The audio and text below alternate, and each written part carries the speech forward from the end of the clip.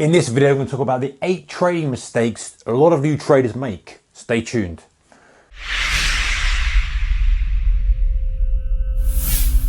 Hey traders, a very warm welcome to you. Okay, so if you're new to the game, or even if you're not, these are some of the most common mistakes that I see a lot of new traders make, and I've compiled 8 of them. Here we go. First one is buying too late. What do I mean by that? So the trend is already underway.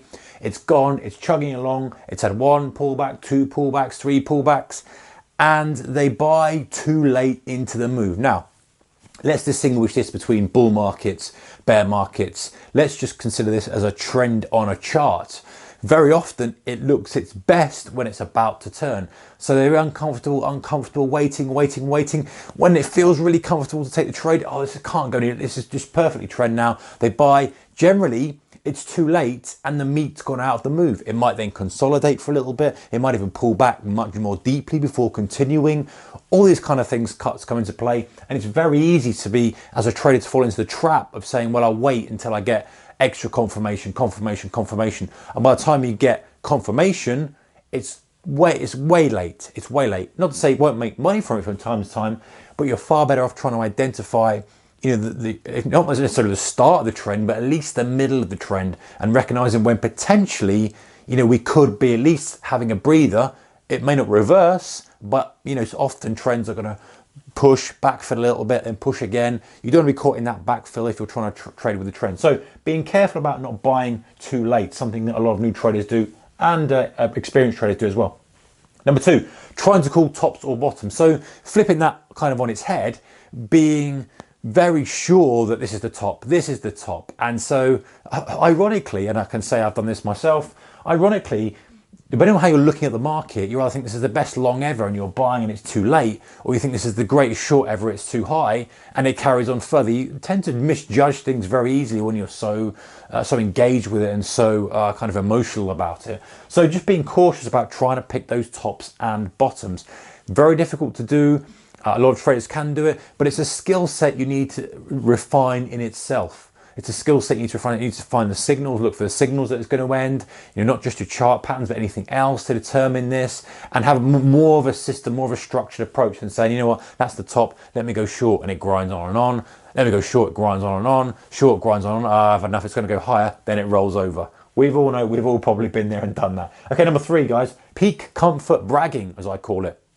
Especially on social media now, and maybe you don't do this, but it's something that you can see other people do very, very frequently. When they're in a trade and they feel like it's in the most comfortable position and it's going to carry on going for them and everything is going well, they'll brag on it on social media, or they'll brag on it to their friends and say, hey, I'm in this long, I've been long this for so long, I'm making money every day on it, it's great.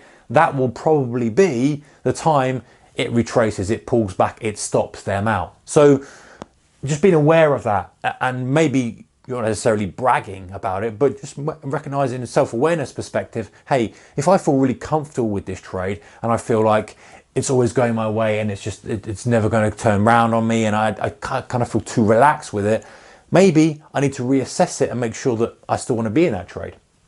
All right, number 4, holy grail hunting. Something that a lot of traders still do, and it surprises me, to be honest, is looking for that secret source, that special indicator, that special tool. Yes, there are many very useful indicators out there, very useful tools out there, useful strategies, but that's it. They just give you a tool to do the job. The real trading skill comes from your own kind of approach to it, and your own work ethic and your own discipline, your own mindset, and all those kind of things that we've talked about before in other videos on the channel. But there's no holy grail, and even though in the back of your mind at the beginning you think there must be, someone must have a special thing somewhere, there isn't. You know, there isn't when, unfortunately. So the sooner we kind of acknowledge that and just try to find something that's going to make some money for us, the better. All right, number 5, guys, trading from tips. Something obviously for more of the stock traders out there, the small cap traders. Someone comes along and says, hey, this company's going to do really, really well, or this or that, the other, or whatever the tip may be, and trading off that. That's really a gambler's mentality. It's something to be avoided if possible. Well, I would say if possible, I'd say, you know what, let me put it to you this way. If someone comes up to you with a tip for a company, by all means take that and do your own due diligence and say, hey, thanks for bringing that to my attention. It's a company I never heard of.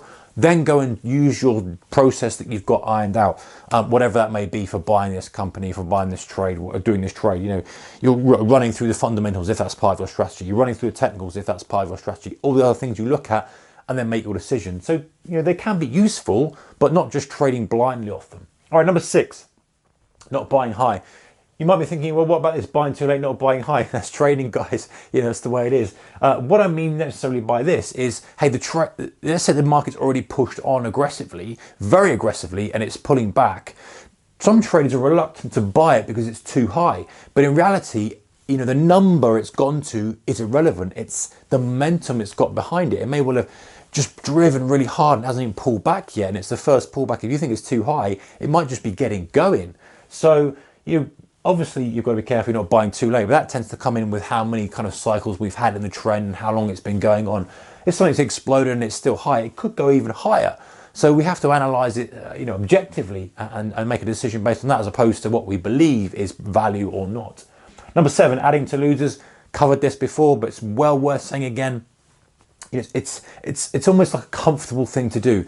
It's going lower, lower, lower, add. All you're doing is bringing your entry price down. Don't need much for it to come back. But it's a dangerous game. You get caught on the wrong end of a trend of that, as you know, it's game over potentially.